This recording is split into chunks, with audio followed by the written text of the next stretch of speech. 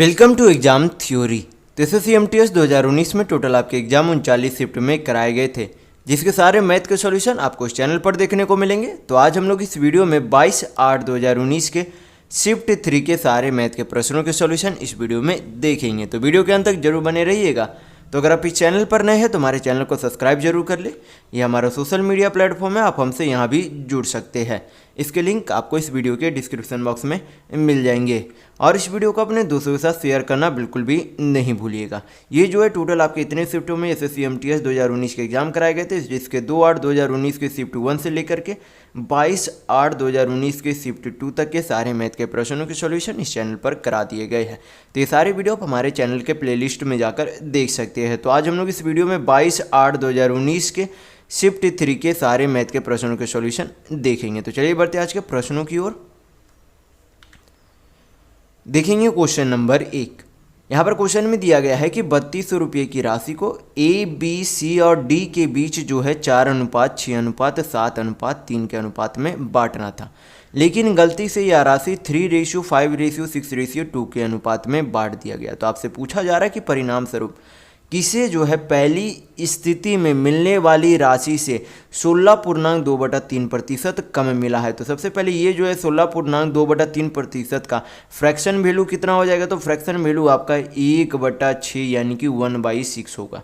ये जो है 16.2/3 का आपका फ्रैक्शन वैल्यू 1/6 होगा। तो यहाँ पर से जो है सबसे पहले हम लोग क्या करेंगे, यहाँ पर ये जो है पहले वाली राशि का अनुपात है, ये जो है बाद में गलती से बांट दिया गया। तो हम मान लेते हैं इसे जो है दूसरे में जो बांटा गया यानी कि दूसरे तरीके से बांटा गया वो इस अनुपात में बांटा गया। तो यहाँ पर से जो है सबसे पहले निकाल लेते कि पहला वाला में यानी कि पहले वाले के हिसाब से A को, B को, C को और D को कितने कितने रुपये प्राप्त हुए थे। तो यहाँ पर जो है टोटल जो है अनुपात का यहाँ पर जो है योग कितना हो जाएगा। तो जोड़ेंगे तो 6 4 10 और 17 3 कितना हो जाता है आपका 20 यूनिट होता है। तो 20 यूनिट बराबर कितना आपका 3200 है। तो अगर इसे जो है 3200 को 20 से काटेंगे तो कितना बार में चला जाएगा, यहाँ पर से 1 शून्य यानी कि 160 बार में चला जाएगा। तो 1 यूनिट का वैल्यू कितना आ गया 160। तो यहाँ पर से ABCD का वैल्यू निकाल सकते हैं। तो अगर 1 यूनिट का वैल्यू 160 है तो 4 यूनिट का वैल्यू आपका कितना हो जाएगा 640 रुपये। उसी तरीके से 6 यूनिट का वैल्यू कितना हो जाएगा 16×6 यानी कि 960 रुपये। 7 यूनिट का वैल्यू आपका कितना हो जाएगा 16×7 यानी कि 1120 रुपये। और आपका 3 यूनिट का वैल्यू आपका कितना हो जाएगा 480 रुपये होगा। ये जो है पहले वाले तरीके से बांटा गया था। दूसरे वाले तरीके से जो है किस अनुपात में बांटा गया था, इस अनुपात में बांटा गया। तो टोटल जो है रेशियो का यूनिट में योग आपका कितना हो जाएगा। तो सभी को जोड़ेंगे तो 5 3 8 8 6 14 2 कितना होगा 16। तो अबर जो है 20 के जगह 16 से 3200 को काटेंगे तो कितना बार में चला जाएगा 16 दूनी 32 यानी कि 200 बार में चला जाएगा। तो इस हिसाब से यानी कि इस वाले रेशियो के हिसाब से जो है आपके 1 यूनिट का वैल्यू कितना आ गया 200 रुपये आया। तो यहाँ पर से जो है 1 यूनिट का वैल्यू अगर 200 है तो 3 यूनिट का वैल्यू कितना हो जाएगा 2 3 600। और आपका जो है 5 यूनिट का वैल्यू कितना हो जाएगा 5 दूनी 10 यानी कि 1000।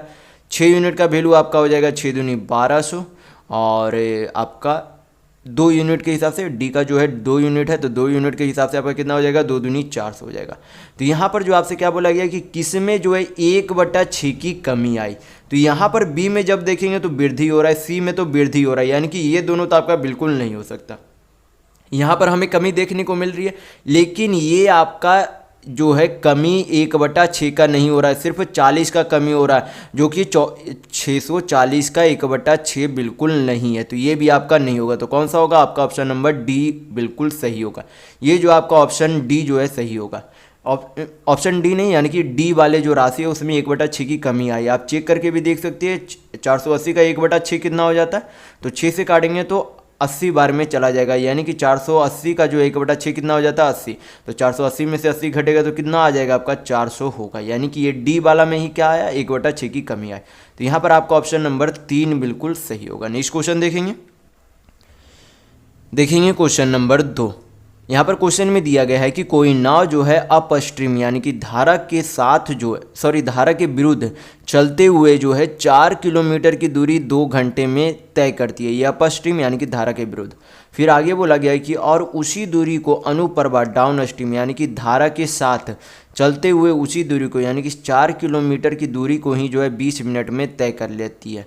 फिर बोला गया कि शांत जल में यानी कि यहाँ पर से आपसे पूछा जा रहा है कि शांत जल में अगर 10.1/2 किलोमीटर की दूरी तय करने में इसे कितना समय लगेगा, ये आपसे पूछा जा रहा है। तो यहाँ पर जो है सबसे पहले हमें क्या चाहिए, शांत जल में यानी कि नाव की गति चाहिए। क्या चाहिए, नाव की गति चाहिए। तो नाव की गति कैसे निकालेंगे, सबसे पहले जो है यहाँ पर क्या दिया गया, तो यहाँ पर जो है दूरी दी गई है, समय दी गई है, धारा के विरुद्ध जब चलता है तो आपको यहाँ पर क्या निकालना है, चाल निकालना है कि।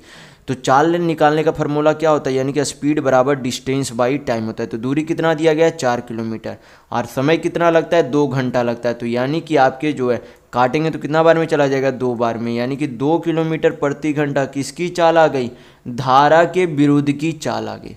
फिर इसी दूरी को यानी कि इसी 4 किलोमीटर को कितना समय में अब तय कर लेता है, 20 मिनट में तय कर लेता है। लेकिन दूरी किस में है, किलोमीटर में है, तो समय भी आपका किस में होना चाहिए, घंटा में होना चाहिए। तो मिनट को घंटा में चेंज करेंगे तो 60 से भाग कर देंगे।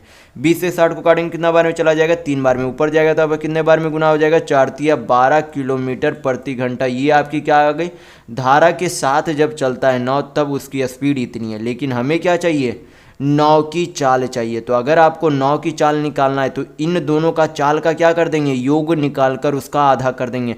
तो आपकी क्या आ जाएगी, शांत जल में नाव की चाल आ जाएगी। तो 2 किलोमीटर प्लस 12 किलोमीटर प्रति घंटा, तो कितना हो गया आपका, 14 किलोमीटर प्रति घंटा हो गई। तो 14 का आधा कितना हो जाएगा, 7 किलोमीटर प्रति घंटा। तो ये आपकी क्या आ गई, नाव की चाल आ गई। तो अब हमें चाल भी पता है, दूरी भी पता है, हमें निकालना क्या है, टाइम यानी कि समय निकालना है। तो समय बराबर आपका क्या हो जाता है, दूरी बटा चाल होता है। तो फार्मूला ध्यान रखिएगा।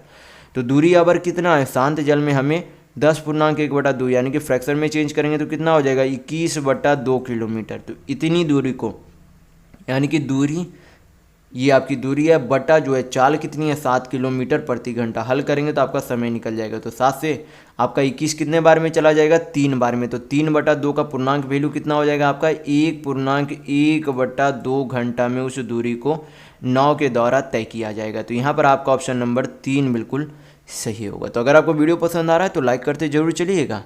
नेक्स्ट क्वेश्चन देखेंगे, क्वेश्चन नंबर 3।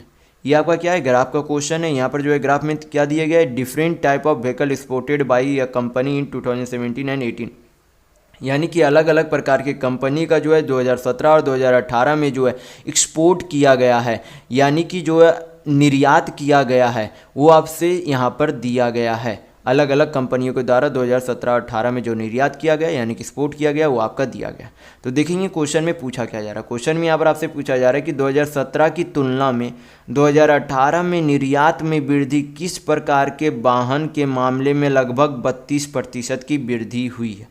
यहाँ पर क्या बोला जा रहा है कि लगभग किस कंपनी के द्वारा जो है 17 से जब 18 में प्रवेश किया तो निर्यात में 32% की वृद्धि हो गई।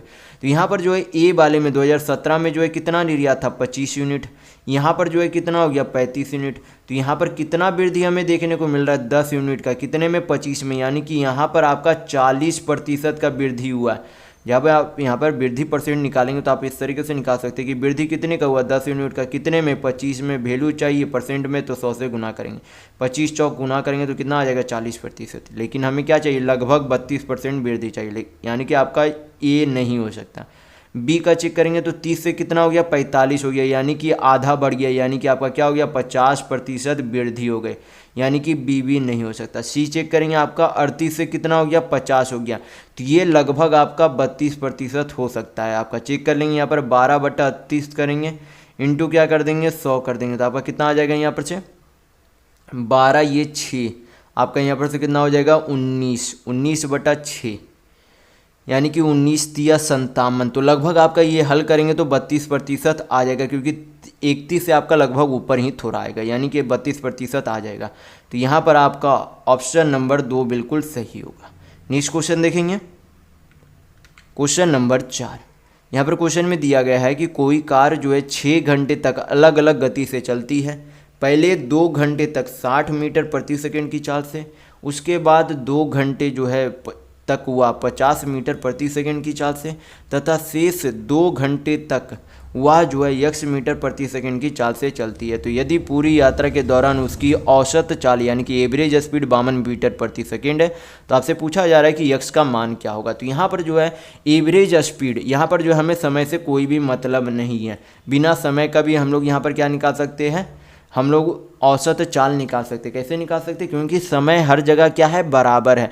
तो समय बराबर है तो करना कुछ नहीं है, जो तीनों चाल दिया गया है उसका क्या करेंगे, पहले योग कर देंगे। जैसे कि पहला वाला चाल 60 मीटर प्रति सेकंड, दूसरा वाला आपका 50 मीटर प्रति सेकंड, तीसरा वाला आपका 1 मीटर प्रति सेकंड है। इसका क्या करेंगे, औसत निकाल देंगे। टोटल कितने चाल है, 3 चाल है, 3 से भाग कर देंगे तो ये आपका क्या आ जाएगा, औसत चाल आ जाएगा। और औसत चाल कितना दिया गया यहाँ पर, 52 मीटर प्रति सेकंड दिया गया। अब हल कर लेंगे, यहाँ पर से आपका यक्स का वैल्यू आ जाएगा, वही क्या होगी, आपकी स्पीड होगी दूसरी वाली। तो यहाँ पर से हल करेंगे, आपका कितना हो जाएगा, यक्स बराबर आपको हो जाएगा 52 तिया कितना हो जाता है, 5 तिया 15, 2 तिया 6 यानी कि 156 माइनस 6 5 11 यानी कि आपका 110 क्या हो जाएगा, यहाँ पर माइनस हो जाएगा। तो यक्स बराबर आपका कितना आ जाएगा, 46 यानी कि जो अंतिम वाला 2 घंटे यात्रा करती है और 46 मीटर प्रति सेकंड की गति से यात्रा करती है। तो यहाँ पर आपका ऑप्शन नंबर 1 बिल्कुल सही होगा। नेक्स्ट क्वेश्चन देखेंगे, क्वेश्चन नंबर 5।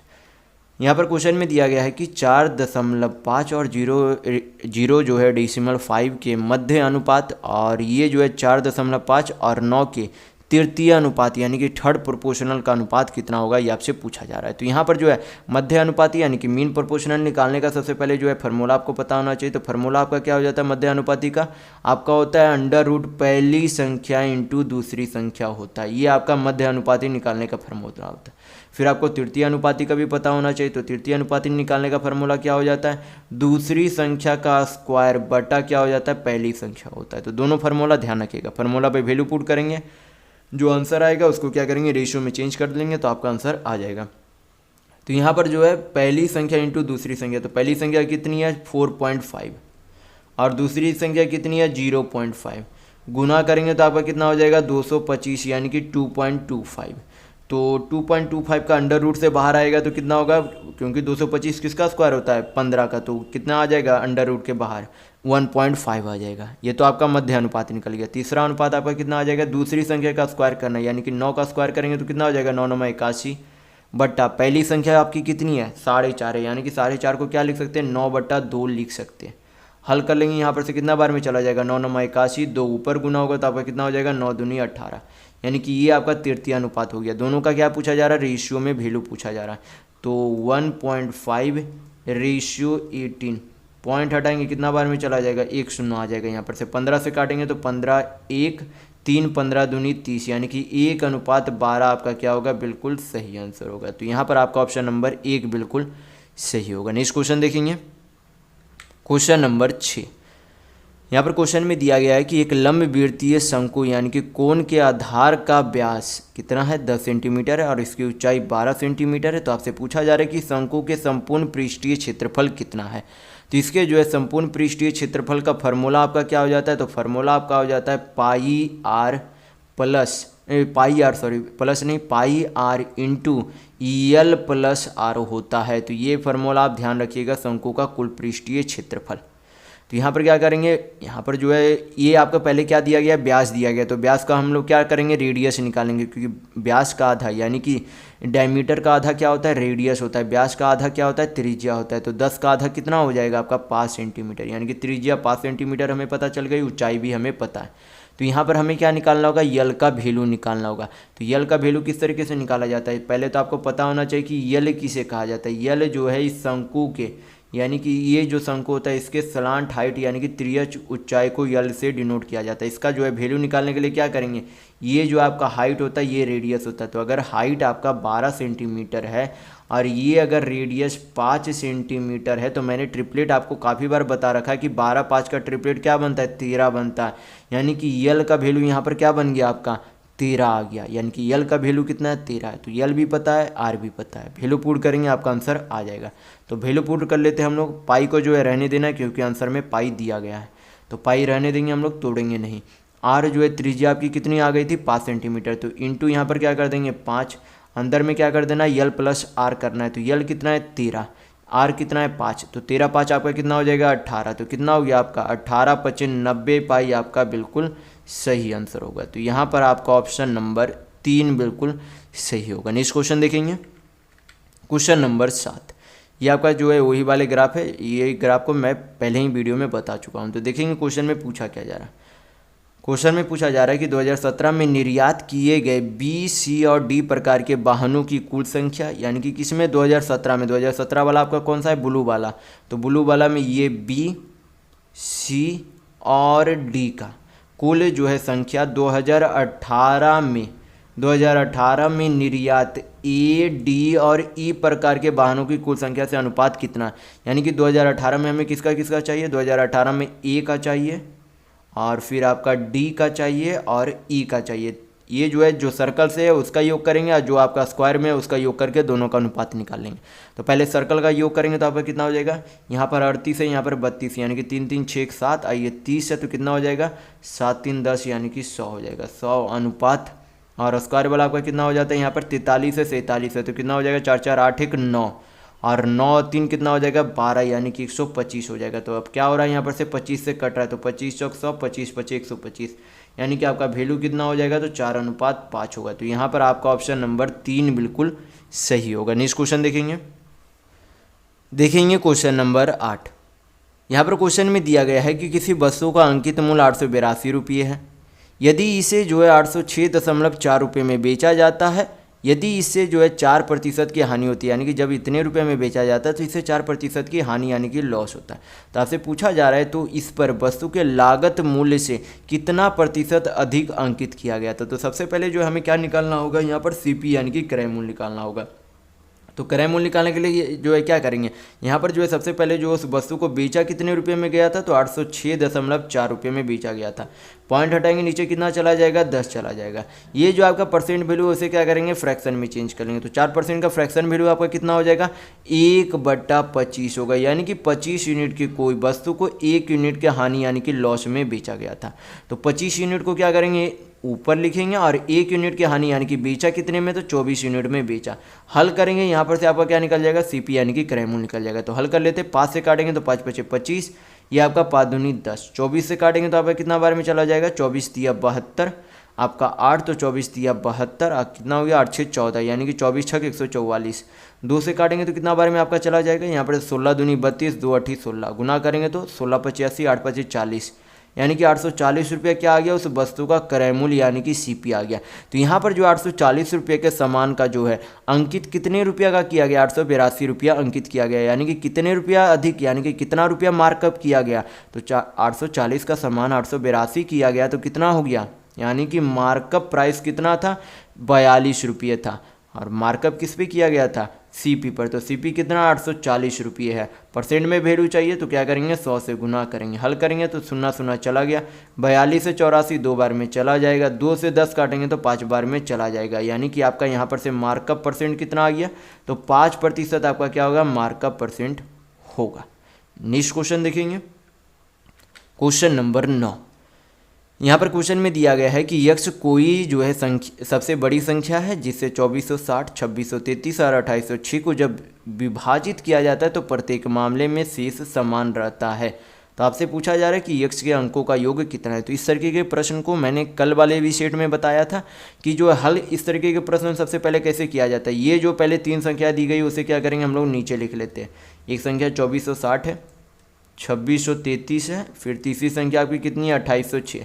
जिसका क्या करेंगे सभी संख्याओं का आपस में डिफरेंस यानी कि अंतर निकालेंगे, यानी कि बड़ी संख्या को छोटी संख्या से माइनस करेंगे। तो क्या करेंगे 2633 माइनस 2460 करेंगे तो कितना हो जाएगा आपका 3 7 6 13, यहाँ पर 5 में से 4 गया 1, यानी कि डिफरेंस कितना आ गया 173। अब क्या करेंगे 2806 को 2633 माइनस करेंगे तो कितना हो जाएगा 6 में से 3 गया 3, 0 में से 3 गया यानी कि 7, यहाँ पर कितना हो गया 5 7 में से जो है 6 गया 1 तो 173 यहाँ भी।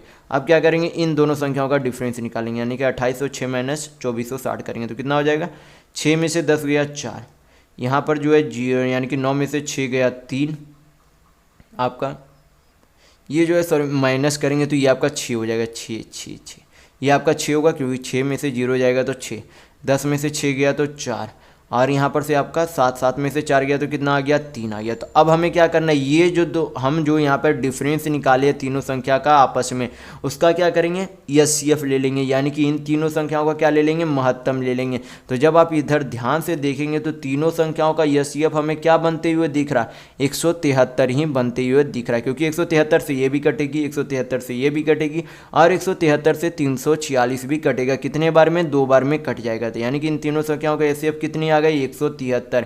तो यही आपका क्या, यक्स का वैल्यू है, यही आपका यक्स का वैल्यू है।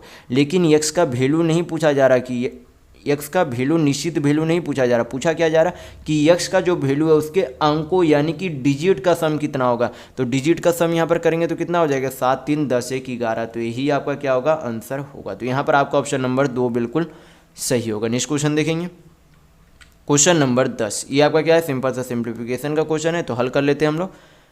तो आपका कितना आ जाएगा यहाँ पर से, 5 चौक 20 1 21/4, कितना हो जाएगा, 21/4। ऑफ का क्या करेंगे, यहाँ पर गुना कर देंगे तो कितना हो जाएगा आपका, 3/7 दूनी 14 हो जाएगा। भाग को गुना में चेंज करेंगे तो सामने वाली यानी कि सामने वाली जो संख्या होती है वो क्या हो जाती है, रेसिप्रोकल यानी कि उल्टा हो जाती है। तो अगर सामने वाली संख्या 3/14 है तो कितनी हो जाएगी, 14/3। ये आपका क्या रहेगा, ब्रैकेट में ही रहेगा। इंटू का साइन है तो इंटू रहने देंगे। आपका क्या है यहाँ पर, 5 चौक 20 21/4 इंटू कितना आपका 3/7, और यहाँ पर भाग है, भाग को गुना में चेंज करेंगे तो 1/2 क्या बन जाएगी, 2 बन जाएगी। फिर क्या है, भाग का साइन है, यहाँ पर से आपका कितना हो जाएगा, 5 चौक 20 21/4, भाग को गुना में चेंज करेंगे तो 3/7 कितना हो जाएगी, 7/3 इंटू आपका 1/2। आप क्या करेंगे, सभी यहाँ पर काट लेंगे जो भी कटेगा। 3 से काटेंगे तो 7 बार में चला जाएगा 21, 2 से तो 2 बार में, ये 7 बार में। 7 से काटेंगे तो 7 या 21, ये आपका 2 दूनी 4 चला जाएगा यहाँ पर से। 3 से काटेंगे तो आपका 3 7 21। अब आपका कुछ भी नहीं कटा तो आप क्या करेंगे, यहाँ पर पहले जो भी कटा उसे हल करके नीचे लिख लेंगे। तो आपका कितना बचा यहाँ पर, ऊपर की ओर 7 7 49/2 बच रहा। कितना बच रहा, 49/2 इंटू यहाँ पर आपका कितना बच गया, 3 3 9/2, कितना बच गया, 9/2। और यहाँ पर जो है भाग का साइन है तो भाग दे देंगे। यहाँ पर आपका कितना बच गया, 7 7 49 बटा नीचे 4 दूनी 8 बच गया। तो आप क्या करेंगे, यहाँ पर से हल कर लेते तो आपका 49/2 इंटू 9/2, भाग का साइन है, गुना में चेंज करेंगे तो सामने वाली संख्या उल्टा हो जाएगी, यानी कि कितना हो जाएगी, 8/49। 49 से 49 चला गया, 2 दूनी 4, यहाँ पर कितने बार में चला जाएगा, 4 दूनी 8 बार में चला जाएगा, यानी कि 9 दूनी आपका कितना बच गया, 18। तो इस सिंप्लीफिकेशन को सिंप्लीफाई करने पर आपका 18 आंसर आएगा। तो यहाँ पर आपका ऑप्शन नंबर 1 बिल्कुल सही होगा। नेक्स्ट क्वेश्चन देखेंगे, क्वेश्चन नंबर 11। यहाँ पर आपसे पूछा जा रहा है कि दिए गए आंकड़ों का माध्यिका यानी कि मीडियन और बहुलक यानी कि मोड का योग यानी कि सम कितना होगा। तो ये जो है जो नंबर दिया गया है उसका हमें क्या निकालना है, माध्यिका और बहुलक निकालनी है। तो सबसे पहले माध्यिका जो है निकालने का तरीका आपको पता होना चाहिए। माध्यिका निकालने का क्या तरीका होता है, जो भी नंबर दिए गए उसे पहले असेंडिंग ऑर्डर यानी कि बढ़ते क्रम में व्यवस्थित करेंगे। तो यहाँ पर जो है सबसे छोटी संख्या से शुरुआत करेंगे। तो सबसे छोटी संख्या कौन सी है, 1 है। 1 कितने बार है आपका, 1 बार 2 बार 3 बार है। तो 1 को 3 बार लिख लेंगे। 2 कितने बार है आपके, 2 आपका सिर्फ 2 आपका सिर्फ 1 बार है। तो 2 1 बार यहाँ पर लिख लेंगे। फिर उसके बाद जो आपका क्या है, 2 के बाद यहाँ पर देखेंगे तो 3 1 बार 1 बार 2 बार है। तो 3 आपके कितने बार है, 2 बार है।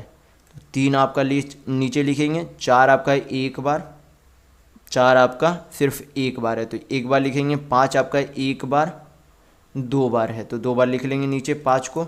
फिर जो आपका 6 1 बार 2 बार 3 बार है तो 3 बार 6 को नीचे लिख लेंगे। फिर उसके बाद आपका 7 1 बार है तो 7 लिख लेंगे। फिर उसके बाद जो है आपका 8 आपका 1 बार है, बाकी क्या बचा आपका 9 जो है यहाँ पर कितने बार है, 2 बार है। तो यहाँ पर जो हम लोगों ने क्या किया, सभी संख्या को पहले असेंडिंग ऑर्डर में व्यवस्थित कर लिया। तो गिनेंगे पहले टोटल संख्याएँ कितनी है, 3 3 6 3 9 3 12 3 15, 3 3 6 3 9 3 12 3 15 1 16, 3 3 6 3 9 3 12 3 15 2 17। हम लोगों ने शायद कोई एक अंक छोड़ दिया यहाँ पर है तो फिर से देख लेते हैं। आपका 5 जो है 2 बार है, 6 आपका यहाँ पर देखेंगे तो 1 बार 2 बार 3 बार, यहाँ पर 4 बार है। 6 आपके कितने बार है, 4 बार है, तो यहाँ पर 6 एक बार आ जाएगा, तो टोटल अब कितने हो गए, 17 हो गए। तो यहाँ पर जो है टोटल कितने अंक है, 17 अंक है। तो 17 में से हमें क्या ढूंढना है, बीच का अंक ढूंढना है। तो टोटल 17 संख्याओं में से बीच की संख्या कौन सी हो जाएगी, यहाँ पर जो आपका 9th नंबर पर जो संख्या होगी वही आपकी क्या होगी, बीच की संख्या होगी, और वही आपकी क्या होगी, मीडियन भी होगी। तो यहाँ पर 3 3 6 3 9, तो 9वां नंबर पर कौन सा आ रहा है, ये आपकी 5वीं संख्या जो आ रही है वही आपकी क्या है, मीडियन यानी कि माध्यिका है। तो यहाँ पर माध्यिका कितनी आ गई, 5। अब हमें क्या चाहिए, बहुलक। तो बहुलक हमें क्या दिख रही है, सबसे अधिक जो है आपका 6 जो है सबसे अधिक बार है, कितने बार है, 4 बार है, जो कि सबसे अधिक बार इन जो है नंबरों में यानी कि इन जो आंकड़े दिए गए उसमें 6 सबसे अधिक बार है। तो यही आपका क्या होगा, बहुलक होगा। तो बहुलक आपका 6 आ गया, माध्यिका 5 आ गई, तो दोनों का योग कितना हो जाएगा आपका, 6 5 11। तो यहाँ पर आपका ऑप्शन नंबर 3 बिल्कुल सही होगा। नेक्स्ट क्वेश्चन देखेंगे, क्वेश्चन नंबर 12। यहाँ पर क्वेश्चन में दिया गया है कि किसी कक्षा में जो है 96 छात्र है, जिनमें से लड़कियों की संख्या लड़कों की तुलना में 40% अधिक है। गणित में जो है, गणित में लड़कों का औसत प्राप्त अंक लड़कियों के औसत प्राप्त अंक से 40% अधिक है। यदि सभी छात्रों का गणित में औसत प्राप्त अंक जो है 63 है, तो आपसे पूछा जा रहा है कि गणित में जो है लड़कियों का औसत प्राप्त अंक कितना है।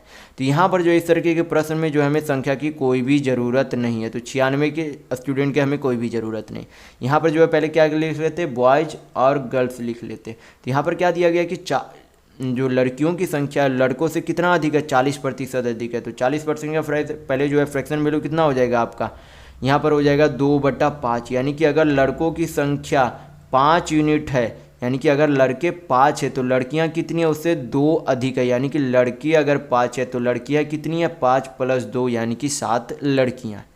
फिर बोला गया कि औसत प्राप्त अंक जो है लड़कों का लड़कियों से 40% अधिक है। तो 40% का फ्रैक्शन वैल्यू कितना हो जाता है, 2/5, यानी कि लड़की का अगर 5x है, इसे क्या मान लेते, 5x मान लेते, ताकि आगे हल करने पर कन्फ्यूजन ना हो।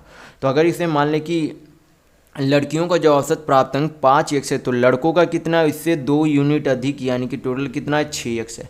तो यहाँ पर जो हम लोगों ने मान लिया कि 5 लड़के का जो औसत प्राप्त अंक कितना है, हम लोगों ने लड़कों की संख्या यानी कि नंबर ऑफ स्टूडेंट यहाँ पर हम लोगों ने खुद से एज्यूम कर लिया, क्योंकि यहाँ पर से एज्यूम करेंगे तो आपका कैलकुलेशन ही बढ़ेगा और कुछ नहीं होगा। तो यहाँ पर जो हम लोगों ने मान लिया कि 5 लड़के हैं प्रतिशत के हिसाब से, और 7 लड़कियाँ, और उनका औसत प्राप्त अंक कितना है, लड़कों का 6x है, सॉरी 5 और 2 7x हो जाएगा, ये आपका 7x होगा, क्योंकि 2 यूनिट अधिक है लड़के, तो 5 और 2 7x। तो 7x जो है लड़के का औसत प्राप्त अंक है और लड़कियों का 5x है। तो टोटल जो है अंक कितना हो जाएगा, अगर टोटल लड़के 5 है, औसत प्राप्त अंक जो है 7x है, तो टोटल कितना हो जाएगा, 7 × 5 = 35x, कितना हो जाएगा, 35। लड़कियों का कितना हो जाएगा टोटल प्राप्त अंक, 7 × 5 = 35x। दोनों को जोड़ देंगे तो क्या निकल जाएगा, कुल प्राप्त अंक निकल जाएगा। और यहाँ पर जो है कुल छात्रों का औसत प्राप्त अंक कितना दिया गया है, 63 दिया गया है। तो इसका भी हम लोग क्या करेंगे, इधर हम लोग अगर औसत प्राप्त अंक निकाल लेते तो औसत क्या हो जाएगा, बराबर हो जाएगा। तो यहाँ पर से क्या करेंगे, टोटल स्टूडेंट से भाग कर देंगे तो कितना हो जाएगा, 7 × 5 = 12। हल करेंगे तो यहाँ पर से आपको कितना बार में चला जाएगा, 35 आपका 70 हो जाएगा, यानी कि 70x = 63 × आपका कितना हो गया, 12। हल करेंगे 7 से काटेंगे तो 10 बार में, ये आपका कितना बार में चला जाएगा, 9 बार में। x बराबर आपका कितना हो जाएगा, 12 × 108/10, यानी कि 10.8 क्या आ गया, x का वैल्यू आ गया। तो पूछा क्या जा रहा है, लड़कियों का औसत प्राप्त अंक कितना। तो लड़कियों का जो औसत प्राप्त अंक कितना था, 5x, तो x का वैल्यू यहाँ पर से कितना आया, 10.8 आया। अगर लड़कियों का जो है यानी कि x का वैल्यू अगर 10.8 है, तो 5x का वैल्यू कितना हो जाएगा, इसमें क्या कर देंगे, 5 से गुना कर देंगे, तो आपका लड़कियों का औसत प्राप्त अंक आ जाएगा। तो 8 × 5 = 40, 4 10 × 5 = 50 और 4 = 54, यानी कि लड़कियों का जो औसत प्राप्त अंक कितना आपका आ गया, 54 आएगा। नेक्स्ट क्वेश्चन देखेंगे, क्वेश्चन नंबर 13। यहाँ पर क्वेश्चन में दिया गया है कि एक व्यक्ति ने जो है किसी वस्तु को 12% की हानि पर बेचा। यदि उसने इसे जो 162 रुपये अधिक में बेचा होता तो उसे 24% का लाभ यानी कि प्रॉफिट होता। यदि इस वस्तु को 360 रुपये में बेचा होता तो कितने प्रतिशत का हानि होता है, ये आपसे पूछा जा रहा है। तो यहाँ पर जो है सबसे पहले हमें क्या पता करना होगा, CP यानी कि उस वस्तु का क्रय मूल्य कितना। तो क्रय मूल्य निकालने के लिए क्या करेंगे, एक बार जो है बेचा हानि में, दूसरे बार में लाभ में बेचा, दोनों का अंतर कितना है, रुपये में। तो यहाँ पर जो है सबसे पहले क्या करेंगे, परसेंट को जोड़ देंगे, वही आपका क्या होगा, रुपये के बराबर होगा। तो परसेंट का योग कितना हो जाएगा, 12 + 24 यानी कि 36%। और 36% का रुपये में वैल्यू कितना दिया गया, 162 रुपया दिया गया। तो यहाँ पर क्या करेंगे, यहाँ पर काटेंगे, कैसे काटेंगे, 18 से काटेंगे। तो 18 दूनी 36, 18 नंबर 162, यानी कि 2% का वैल्यू कितना आ गया, 9 रुपया आ गया। तो आपको मैं पहले वाली वीडियो में काफ़ी बार बता चुका हूँ कि किसी भी वस्तु का क्रय मूल्य जो है खुद में कितना होता है, 100% होता है। तो अगर 2% का वैल्यू 9 रुपया है तो दोनों तरफ अगर 50 से गुना कर दिए तो आपका क्या निकल जाएगा, 100% का वैल्यू निकल जाएगा। तो 100% का वैल्यू यहाँ पर से कितना आपका आ गया, 450 रुपये, यानी कि उस वस्तु का क्रय मूल्य कितना आ गया, 450 रुपये। तो 450 रुपये के वस्तु को अबर जो है बेच कितने में रहा है, 360 रुपये में बेच रहा है। तो कितने का हानि होगा, 450 का सामान अगर 360 में बेचेगा तो 90 रुपया का हानि हो रहा है। हानि प्रतिशत हमेशा क्रय मूल्य पर निकाले जाते हैं। तो क्रय मूल्य कितना है, 450। परसेंट में वैल्यू चाहिए तो क्या करेंगे, 100 से गुना करेंगे, हल करेंगे, आपका आंसर आ जाएगा। 90 से काटेंगे 450 तो 5 बार में चला जाएगा, 5 से काटेंगे तो 20 बार में चला जाएगा। यानी कि आपका यहाँ पर से जो है लॉस परसेंट कितना आ गया आपका, 20%, यानी कि 20% का क्या हो रहा है, हानि हो रहा है। तो यहाँ पर आपका ऑप्शन नंबर 1 बिल्कुल सही होगा। नेक्स्ट क्वेश्चन देखेंगे, क्वेश्चन नंबर 14। यहाँ पर क्वेश्चन में दिया गया है कि जब किसी तार को वृत्त के रूप में मोड़ा जाता है तो यह 616 सेंटीमीटर स्क्वायर का जो है क्षेत्रफल घेरता है। यदि इस तार को वर्ग के रूप में मोड़ा जाता है तो इसका क्षेत्रफल लगभग जो है कितना होगा, ये आपसे पूछा जा रहा है। तो यहाँ पर जो है सबसे पहले हमें क्या चाहिए, अगर वर्ग है, वर्ग अगर उसे बनाना है तो वर्ग की हमें भुजा निकालनी होगी। वर्ग की भुजा निकालने के लिए हमें क्या चाहिए, पहले जो है इस वृत्त की त्रिज्या चाहिए। वृत्त की त्रिज्या निकालने के लिए यहाँ पर जो है टोटल यहाँ पर एरिया दिया गया। तो वृत्त का जो है एरिया का फार्मूला क्या हो जाता है, पाई आर स्क्वायर। तो क्या करेंगे, फार्मूला यहाँ पर रखेंगे, पाई को क्या लिख सकते हैं, 22/7। त्रिज्या की हमें वैल्यू निकालनी है तो आर स्क्वायर रहने देंगे, और टोटल एरिया कितना दिया गया है सर्किल का, तो 616 दिया गया। तो यहाँ पर क्या करेंगे, काट लेते हैं। यहाँ पर से आपका 11 से काटेंगे तो 11 दूनी 22, 11 × 5 = 55, 11 × 6 = 66, 2 से आपका कट रहा है तो 28 बार में चला जाएगा। तो आर स्क्वायर यहाँ पर से बराबर कितना हो जाएगा आपका, 196 हो जाएगा। तो आर बराबर यहाँ पर से आपके कितना आ जाएगा, 14 सेंटीमीटर। तो त्रिज्या हमें पता चल गई कितनी है, 14 सेंटीमीटर। तो मैंने जो है पहले वाले वीडियो में काफ़ी बार बता चुका हूँ कि कोई भी वस्तु जब किसी अन्य आकार में उसे परिवर्तित किया जाता है तो उसके वॉल्यूम यानी कि आयतन के आधार पर परिवर्तित किया जाता है।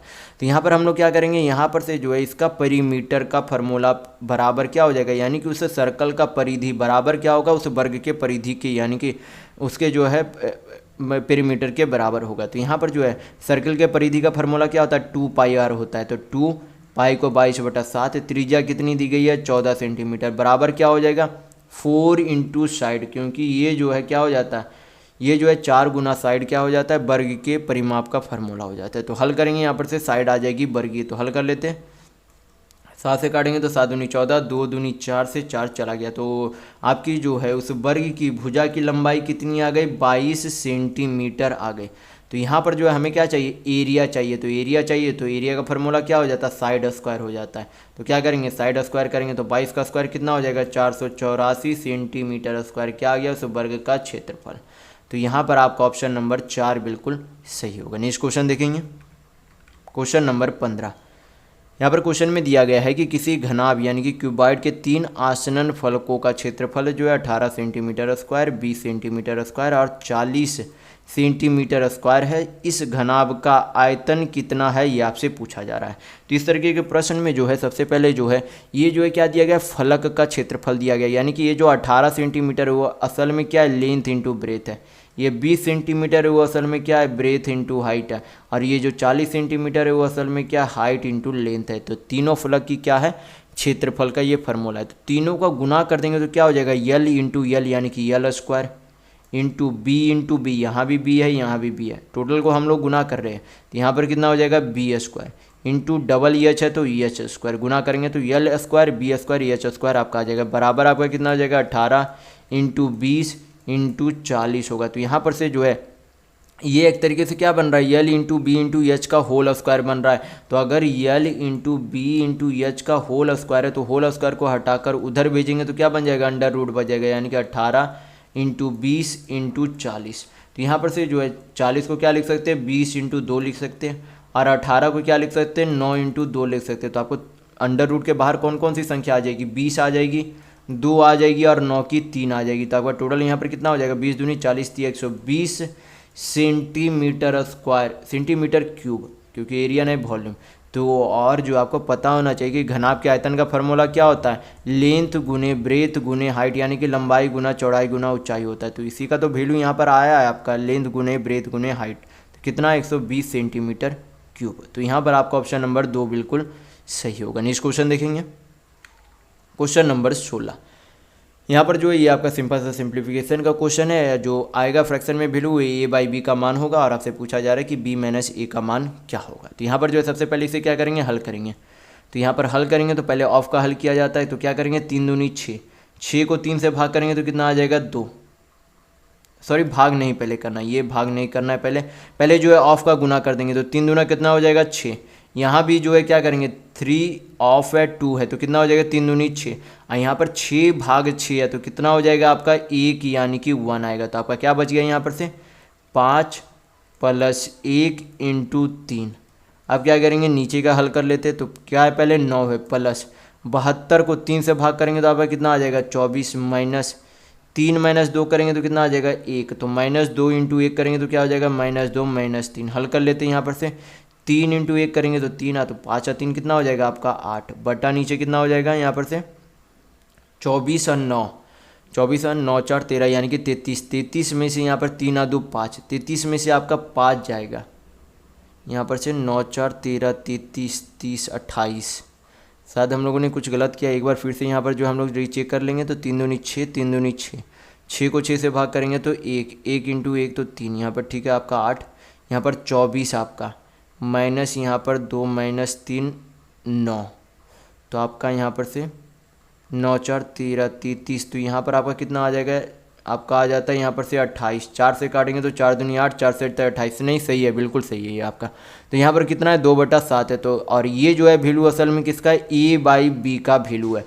तो ए का वैल्यू यहाँ पर से कितना आ गया 2 और बी का वैल्यू कितना आ गया 7। तो यहाँ पर हमें वैल्यू पुट करना है। तो बी का वैल्यू कितना है 7, ए का वैल्यू कितना है 2, तो 7 में से 2 जाएगा तो आपका कितना बचेगा 5, यानी कि आपका ऑप्शन नंबर 1 बिल्कुल सही होगा। नेक्स्ट क्वेश्चन देखेंगे क्वेश्चन नंबर 17।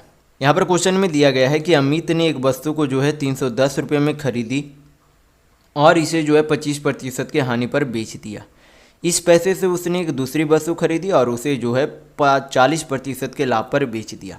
यदि कुल मिलाकर उसे जो है कितने प्रतिशत की लाभ या हानि हो रही है, ये आपसे पूछा जा रहा है। तो ये आपका क्या आ रहा है, एक तरीके से जो है सक्सेसिव परसेंटेज चेंज आ रहा है। तो जब आपका 2 लगातार सक्सेसिव परसेंटेज चेंज हो जो, तब जो आपका एक फार्मूला होता है, फार्मूला आपका क्या हो जाता है a + b + a × b/100 होता है। ये फार्मूला मैं काफ़ी बार जो है पहले वाले वीडियो में बता चुका। तो यहाँ पर जब सक्सेसिव चेंज आता है एक ही वस्तु के रकम में, तो यहाँ पर इस फार्मूला को लगाया जाता है। तो पहले में क्या है 25% की हानि है, यानी कि ए का वैल्यू क्या है -25, और जब उसे वापस क्या करता है 40% के लाभ में बेचता है, यानी कि +40। यहाँ पर आपका क्या हो जाएगा प्लस ए कितना आपका -25 और बी कितना है 40 है, बटा नीचे कितना है 100 है। हल करेंगे आपका आंसर आ जाएगा, 25 से काटेंगे तो 4 बार में चला जाएगा, 4 से ये 10 बार में चला जाएगा, -25 + 40 तो कितना हो जाएगा +15 हो जाएगा, +15। यहाँ पर आपका कितना हो जाएगा प्लस माइनस -10, तो यहाँ पर 15 - 10 करेंगे तो आपका कितना आ जाएगा 5%। यानी कि ये जो है क्या है प्लस में वैल्यू है, तो ये आपका क्या हो रहा है प्रॉफिट हो रहा है। अगर यहाँ पर माइनस में वैल्यू आता तो क्या होता लॉस होता, प्लस में वैल्यू आ रहा है तो यहाँ पर आपको पता चल जाएगा कि ये आपका क्या हो रहा है प्रॉफिट हो रहा है। तो यहाँ पर आपका ऑप्शन नंबर 3 बिल्कुल सही होगा कि 5% का लाभ हो रहा है। नेक्स्ट क्वेश्चन देखेंगे, क्वेश्चन नंबर 18। यहाँ पर क्वेश्चन में दिया गया है कि 4 वर्ष पहले जो है ए और बी की आयु का अनुपात 7:5 था और अब से 6 वर्ष बाद यानी कि वर्तमान से 6 वर्ष बाद उनकी आयु का अनुपात 19:15 है। तो आपसे पूछा जा रहा है कि ए और बी के वर्तमान आयु का अनुपात कितना है। तो यहाँ पर जो है सबसे पहले क्या करेंगे, ए और बी के जो है उम्र की आयु का अनुपात 4 वर्ष पहले जो है कितना दिया गया 7:5, और यहाँ पर जो है वर्तमान से 6 वर्ष बाद जो है उम्र की आयु का अनुपात कितना दिया गया 19:15 दिया गया।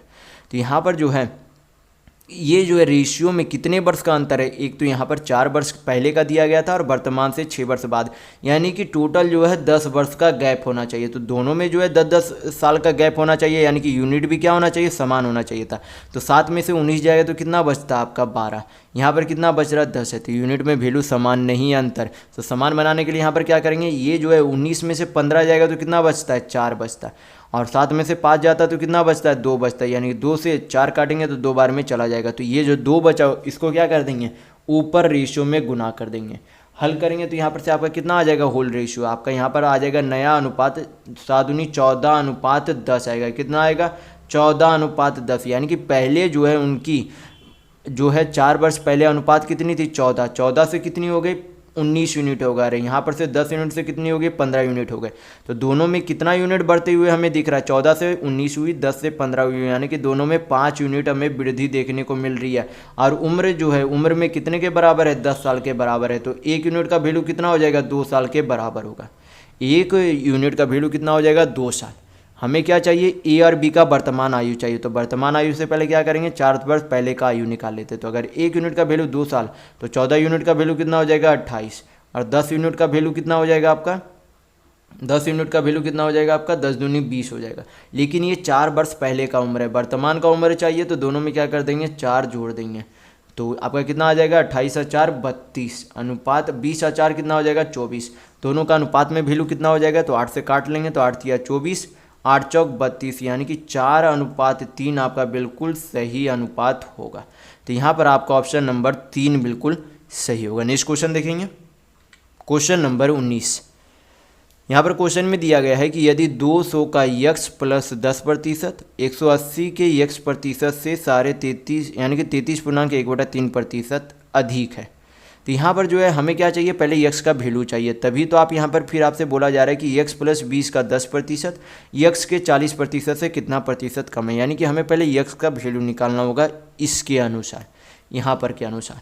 तो यहाँ पर जो हल करेंगे तो आपका कितना हो जाएगा 200 का मतलब गुना होता है, यक्स प्लस कितना है 10 है, परसेंट हटाएंगे तो नीचे कितना चला जाएगा 100, बराबर है किसके, बराबर नहीं, यहाँ पर जो है बोला गया कि 180 के फिर जो है यक्स परसेंट, यानी कि परसेंट हटाएंगे तो नीचे 100, और 33.5% कितना हो जाता है फ्रैक्शन वैल्यू 1/3। तो ये जो है कितना अधिक है 1/3 अधिक है, यानी कि 3 यूनिट में जो है कितने की वृद्धि हो जा रही है 1 यूनिट की वृद्धि, यानी कि 4 यूनिट हो जा रही है। अब क्या हो जाएगा यहाँ पर दोनों आपस में बराबर हो जाएंगे।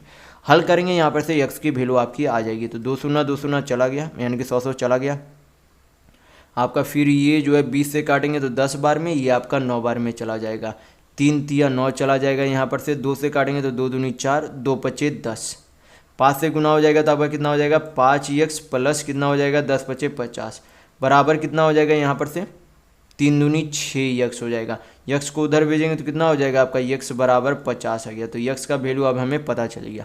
अब क्या करेंगे यहाँ पर यक्स का वैल्यू पुट कर देंगे, तो यक्स का वैल्यू अगर 50 है तो 50 अब 20 कितना होता है 70, 70 का 10% कितना हो जाएगा 7 हो जाएगा, 70 का 10% कितना होगा 7। और यहाँ पर से जो है यक्स का वैल्यू कितना है 50, 50 का 40% कितना होगा 5 चौक 20 होगा। तो यहाँ पर क्या बोला जा रहा है कि 20 जो है ये जो 7 है वो 20 से कितना कम है, तो 20 से कितना कम है तो 13 कम है। और तुलना हमें किससे करना है, इस 20 वाले से तुलना करना है, तो नीचे बटा 20 लिख देंगे, परसेंट में वैल्यू चाहिए तो 100 से गुना करेंगे, हल करेंगे आपका आंसर आ जाएगा। 20 से काटेंगे 100 को तो 5 बार में चला जाएगा, यानी कि आपका जो है कितने प्रतिशत कम है, तो 13 पच्चे 65% क्या है कम, यानी कि लेस है। तो यहाँ पर आपका ऑप्शन नंबर 4 बिल्कुल सही होगा। नेक्स्ट क्वेश्चन देखेंगे, क्वेश्चन नंबर 20। ये ग्राफ को आप मैं पहले ही समझा चुका हूँ इस वीडियो में, देखेंगे क्वेश्चन पूछा क्या जा रहा है। क्वेश्चन में पूछा जा रहा है कि 2018 में वाहनों का औसत निर्यात 2017 के वाहन ए के निर्यात से कितना प्रतिशत अधिक है। तो यहाँ पर जो है सबसे पहले हमें क्या निकालना होगा, 2018 के वाहनों का औसत निकालना है, तो पहले उनका योग निकालना होगा। तो सभी को जोड़ेंगे तो आपका कितना हो जाएगा 2018, आपका ये जो आपका ऑरेंज कलर का वही आपका 2018 वाले है, सभी को पहले योग निकालना है। तो 45 अब 35, 4 3 7 1 8, 8 5 13 और 4 4 8 1 9, यानी कि 130 और 90 आपका कितना हो जाएगा 9 3 12, यानी कि 220 आपका क्या हो गया टोटल। इतना जो है वाहनों का निर्यात किया गया था 2018 में साल में सभी कंपनियों द्वारा। औसत हमें चाहिए तो टोटल कितने कंपनी थे 5 से, तो 5 से भाग करेंगे तो आपका कितना आ जाएगा 5 चौक 20, 5 चौक 20, यानी कि 44 क्या हो गया औसत हो गया। और 2017 में जो है ए में निर्यात कितना था, तो यहाँ पर आपका कितना था 25 था। तो यहाँ पर जो है क्या बोला जा रहा है कि ये जो है इससे कितना अधिक है, तो ये आपका अधिक कितना हो जा रहा है, तो 44 माइनस 25 करेंगे तो आपका कितना हो जाएगा 14 5 19, और तुलना हमें किससे करना है इस 25 वाले से तुलना करना है। परसेंट में वैल्यू चाहिए तो क्या करेंगे, 100 से गुना करेंगे, 25 से 100 काटेंगे, 4 बार में चला जाएगा, 19 इंटू 4 करेंगे तो कितना आ जाएगा, 19 दूनी 38 दूनी 76, कितना होगा 76, यानी कि 76% क्या है, अधिक है। तो ये आपका बिल्कुल सही आंसर होगा। नेक्स्ट क्वेश्चन देखेंगे, क्वेश्चन नंबर 21। यहाँ पर क्वेश्चन में दिया गया है कि किसी निश्चित कार्य को करने के लिए ए तथा बी के दक्षता यानी कि इफिशियंसी का अनुपात कितना है, 3:7 है। एक साथ कार्य करते हुए बी जो है 14 दिन में उस कार्य को पूरा कर सकते हैं। तो आपसे पूछा जा रहा है कि बी ने कार्य शुरू किया तो 8 दिनों तक कार्य करने के बाद छोड़ दिया, फिर ए ने जो है शेष कार्य जो है पूरा किया। तो आपसे पूछा जा रहा है कि ए ने जो है कितने दिनों तक कार्य किया, ये आपसे पूछा जा रहा है। तो यहाँ पर जो है सबसे पहले क्या करेंगे, यहाँ पर जो है क्या दिया गया है कि ए की जो है कार्य क्षमता कितनी है, 3 यूनिट, और बी की कार्य क्षमता कितनी है, 7 यूनिट। तो यहाँ पर जो है टोटल वर्क निकालने का मैंने एक फार्मूला बताया था कि टोटल वर्क निकालने का क्या होता है फार्मूला, इफिशियंसी इंटू टाइम होता है, यानी कि टोटल इफिशियंसी इंटू टाइम। तो ए और बी मिलकर जो है दोनों मिलकर कितने दिनों में काम कर लेते हैं पूरा, अगर मिलकर काम करते हैं तो 14 दिन में पूरा कर लेते हैं, और दोनों मिलकर के जो है कितना इफिशियंसी से काम करते हैं, 3 और 7, यानी कि कुल मिलाकर 7 3 10 की कार्य क्षमता से।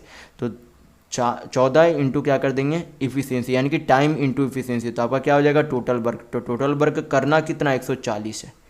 तो यहाँ पर बोला गया कि बी ने जो है कार्य शुरू किया और 8 दिन के बाद काम छोड़ दिया। तो यानी कि बी ने जो है कितना दिन तक काम किया, 8 दिन तक काम किया। तो अगर बी एक दिन में 7 काम करता है, बी अगर एक दिन में 7 काम करता है तो बी ने जो है 8 दिन में कितना काम कर लिया होगा, बी अगर एक दिन में 7 काम तो 8 दिन में टोटल 8 7 56 काम उसने कर लिया होगा। टोटल करना कितना 140, किया गया कितना 56, तो बचा हुआ काम कितना है 8 6 14, यानी कि 84 काम अभी भी बचा हुआ। और इसे करेगा कौन, ए करेगा, कितने की कार्य क्षमता से, 3 की कार्य क्षमता से। तो समय निकालने के लिए क्या होता है आपका formula, total work by efficiency होता है। तो ए करेगा काम, तो ए की इफिशियंसी कितनी है 3, तो आपका समय कितना आ जाएगा, 3 से काटेंगे 28 डेज आ जाएगा, यानी कि 28 दिन लगेंगे ए को शेष काम पूरा करने में। तो यहाँ पर आपका ऑप्शन नंबर 1 बिल्कुल सही होगा। नेक्स्ट क्वेश्चन देखेंगे, क्वेश्चन नंबर 22। यहाँ पर क्वेश्चन में दिया गया है कि 12 संख्याओं का औसत 18.5 है, प्रथम 6 संख्याओं का औसत 16.8 है, अंतिम 7 संख्याओं का औसत 17.4 है। यदि छठी संख्या को शामिल ना किया जाए तो शेष बची 11 संख्याओं का औसत जो है कितना है, ये आपसे पूछा जा रहा है। तो करना कुछ नहीं है, सभी का योग निकाल के इन दोनों का योग जो है इसके योग से माइनस कर देंगे। तो सबसे पहले क्या करेंगे, 12 संख्याओं का योग निकाल लेंगे, तो गुना करेंगे 12 इंटू 18.5, तो आपका कितना हो जाएगा 12 25 60 और आपका 6, तो 6 तो 12 8 96 और 6 आपका कितना हो जाएगा 102, तो आपका 2 10 12 10 आपका कितना हो गया 22, यानी कि टोटल जो है 12 संख्याओं का योग इतना आ गया। प्रथम 6 संख्याओं का औसत कितना है 16.8 है, तो योग निकालने के लिए गुना कर देंगे तो कितना हो जाएगा आपका 8 छक 48 4 16 छक 96 या 400। इसमें क्या करेंगे फिर 7 संख्या का गुना कर देंगे तो कितना आ जाएगा आपका 7 चौक 28 2 और आपका 17 7 119 और 2 कितना हो गया 121, आपका कितना हो जाएगा 8 8 16 121, यानी कि 222। यहाँ पर क्या कर देंगे माइनस कर देंगे, इसमें से कितना 222, तो ये अभी क्या निकल जाएगी छठवीं संख्या का योग, यानी कि संख्या निकल जाएगी। माइनस करेंगे तो आपका कितना आ जाएगा 0.6, यानी कि जो छठवीं संख्या वो कितनी है उसका वैल्यू 0.6 है। तो क्या करेंगे 0.6 222 में क्या करेंगे 0.6 माइनस कर देंगे तो छठी संख्या का योग इसमें से निकल जाएगा, यानी कि छठी संख्या का जो मान है वो निकल जाएगा। तो माइनस करेंगे तो आपका कितना आ जाएगा यहाँ पर से आपका आ जाएगा 221.4 आ जाएगा। हमें क्या चाहिए औसत चाहिए, तो औसत बची हुई संख्या कितनी है 11, 11 से भाग करेंगे तो आपका कितना आ जाएगा यहाँ पर से 11 दूनी 22 20.14 बचा, तो आपका कितना हो जाएगा 11 1 11, यानी कि लगभग जो आपका 20.1 क्या आ जाएगा बची हुई 11 संख्याओं का औसत आ जाएगी। तो यहाँ पर आपका ऑप्शन नंबर 4 बिल्कुल सही होगा। नेक्स्ट क्वेश्चन देखेंगे, क्वेश्चन नंबर 23। यहाँ पर क्वेश्चन में दिया गया है कि किसी निश्चित राशि पर 8% वार्षिक दर से तीसरे वर्ष में प्राप्त चक्रवृद्धि ब्याज 3600 रुपये है, तो चौथे और 5वें वर्ष में प्राप्त चक्रवृद्धि ब्याजों का अंतर कितना है, ये आपसे पूछा जा रहा है। तो यहाँ पर जो है हम लोग जो है ज़्यादा आपको दिमाग नहीं लगाना, ये जो है 3600 रुपये हम लोग क्या मान लेते हैं प्रिंसिपल यानी कि मूलधन मान लेते हैं, क्योंकि आपको पता होना चाहिए कि कंपाउंड इंटरेस्ट में आपका क्या होता है, ब्याज पर भी ब्याज लगता है। तो यहाँ पर ये जो तीसरे साल का ब्याज है, ये जो आपको ध्यान रखना है, ये पूरे 3 साल का ब्याज नहीं दिया गया। क्वेश्चन में जब आप ध्यान से पढ़ेंगे तो आपको पता चलेगा कि यहाँ पर ये नहीं बोला जा रहा है कि पूरे 3 साल का ब्याज है, यहाँ पर सिर्फ बोला जा रहा है कि सिर्फ तीसरे वर्ष का ब्याज है, यानी कि इसमें पहला और दूसरे साल का ब्याज नहीं जोड़ा गया है। तो ये सिर्फ क्या है, थर्ड ईयर। अगर आपसे बोला जाता कि 3 सालों का ब्याज, तब आपका टोटल 3 सालों का ब्याज होता है, लेकिन यहाँ पर आपसे बोला जा रहा है कि तीसरे साल का चक्रवृद्धि ब्याज, यानी कि सिर्फ यहाँ पर थर्ड ईयर का आपका कंपाउंड इंटरेस्ट दिया गया है। तो यहाँ पर जो हम लोग क्या मान लेते हैं, 3600 रुपये को, ये जो तीसरा साल का चक्रवृद्धि ब्याज है 3600 रुपये, उसे हम लोग प्रिंसिपल यानी कि मूलधन मान लेते हैं। और ये जो चौथे वर्ष है उसे मान लेते हैं कि पहले वर्ष का साधारण ब्याज, पहले वर्ष का चक्रवृद्धि ब्याज, और ये जो 5वें वर्ष है उसके अगले वर्ष यानी कि दूसरे वर्ष का चक्रवृद्धि ब्याज। यानी कि हमें क्या चाहिए, इन दोनों के चक्रवृद्धि ब्याज का अंतर चाहिए। तो हम लोगों ने क्या माना, प्रिंसिपल मान लिया कि 3600 रुपये। तो ये जो है ट्री मेथड से हम लोग इसे बनाएंगे। तो ट्री मेथड से जो है किस तरीके से बनाएंगे, यहाँ पर जो है 3600 का हम लोग क्या निकालेंगे, 8%। तो 3600 का 8% कितना हो जाता है आपका, 36 दूनी 72 दूनी 144 दूनी 288, यानी कि 288 आपकी क्या आ गई, 3600 का 8%। तो ये आपका क्या हो गया, पहले साल का चक्रवृद्धि ब्याज। दूसरे साल में भी 288 रुपये आपका चक्रवृद्धि ब्याज लगेगा, लेकिन अब क्या होता है चक्रवृद्धि ब्याज में, ब्याज पर भी ब्याज लगता है, यानी कि 288 रुपये पर भी क्या लगेगा, 8% का ब्याज लगेगा।